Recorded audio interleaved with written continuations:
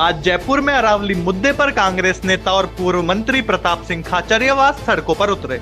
अरावली पर्वतमाला को लेकर बढ़ती चिंताओं और नीतिगत फैसलों के विरोध में उन्होंने पैदल मार्च निकाला।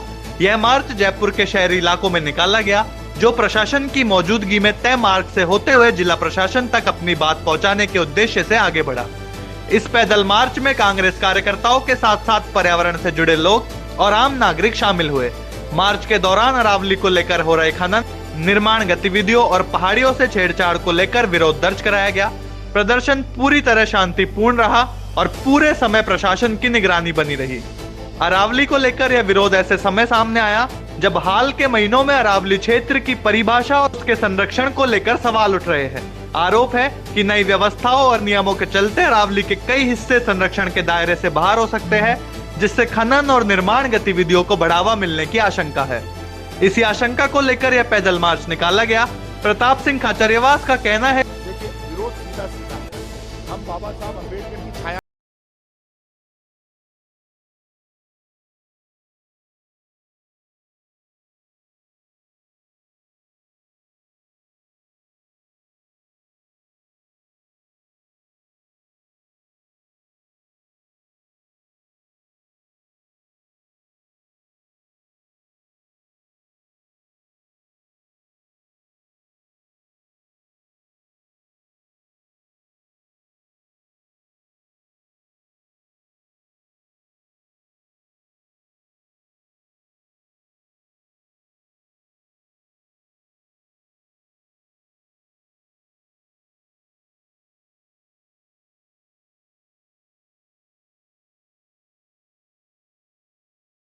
पानी के स्तर, पर्यावरण संतुलन और तापमान पर पड़ता है, जिसका खामियाजा आम लोगों को भुगतना पड़ेगा।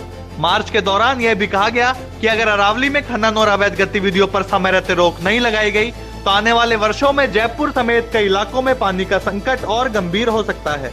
इसी को ध्यान में रखते हुए सरकार से मांग की गई है कि अरावली से जुड़े किसी भी फैसले में पर्यावरण संरक्षण को प्राथमिकता दी जाए।